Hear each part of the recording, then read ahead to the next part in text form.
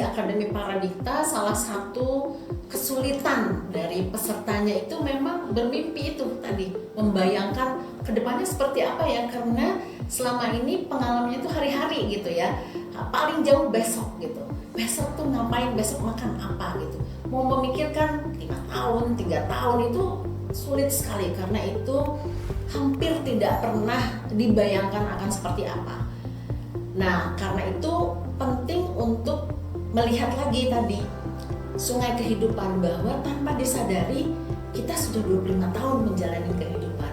Tanpa disadari sudah 30 tahun, 40 tahun, atau bahkan mungkin ada yang sudah lebih dari 50 tahun. Bahwa hidup itu terus gitu mengalir. Kalau misalnya kita tidak merencanakannya, maka kita bisa kembali tuh pada sungai kehidupan itu. Karena itu penting untuk membayangkan, mengimpikan, mencita-citakan, mengimajinasikan seperti apa kita inginnya menjalani hidup kita dan mencapai titik-titik mana. Ini butuh latihan, karena itulah di Akademi Paradikta ibu-ibu itu dilatih, teman-teman pesertanya ini dilatih untuk mengimajinasi, membayangkan dan memimpikan ya. Karena mimpi itu memang tidak serta-merta kita bisa membuat impian gitu. Di awal-awal misalnya, di awal-awal Akademi Paradikta dan juga di awal-awal PK, ketika disuruh membuat cita-cita, impian, itu masih tuh sebagian besar cita-citanya tidak langsung terkait pada dirinya, tapi pada anggota keluarga yang lain gitu. Karena itu kita kasih pertanyaan-pertanyaan kritis, itu akan membantu. Misalnya, sekarang yang dirasakan apa? Oh iya nih, saya nih sebetulnya sakit-sakitan gitu. Kira-kira 5 tahun ke depan masih ingin sakit-sakitan enggak gitu. Jadi pertanyaan-pertanyaan seperti itu. Kalau misalnya sekarang dari papan impian, dari sungai kehidupan, sekarang misalnya dari sungai kehidupan terlihat bahwa dari banyak perjalanan hidup yang paling sulit itu soal ekonomi ya.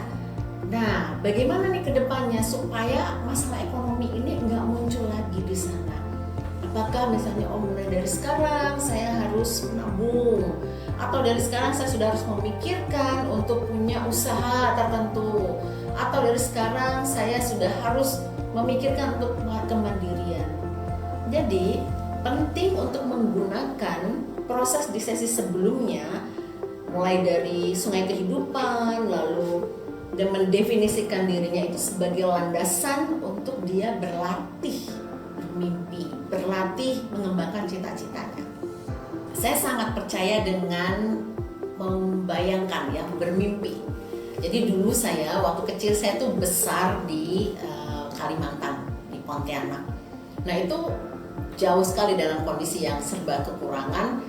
Salah satu cita-cita kami di Pontianak itu waktu itu adalah ke Jakarta, ke Pulau Jawa.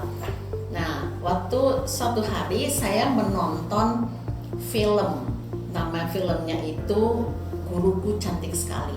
Nah scene film itu ada di puncak Bogor dan kebun teh. Itu hal yang tidak ada di Kalimantan ya, karena hutan yang baru dibuka. Bayanglah tahun akhir tahun 70-an, 80,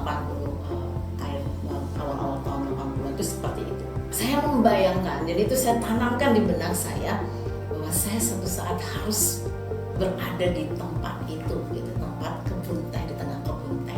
Itu waktu itu nggak tahu juga bagaimana caranya gitu.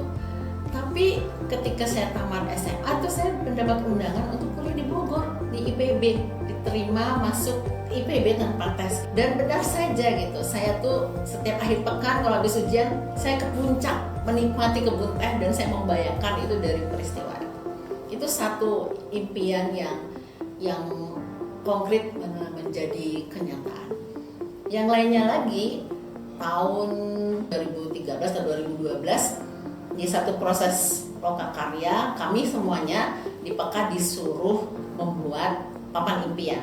Nah, saya membuat papan impian tuh, papan impian yang lengkap untuk 20 tahun ke depan. Dan benar saja gitu, dalam beberapa tahun ya, satu persatu apa yang saya tuliskan, gambarkan di papan impian itu menjadi kenyataan. Karena papan impian itu memang dibangun dari sungai kehidupan yang saya gambarkan sebelumnya. Bagaimana sih mengatasi ini, mengatasi ini, itulah kemudian yang dijadikan landasan untuk membuat papan impian.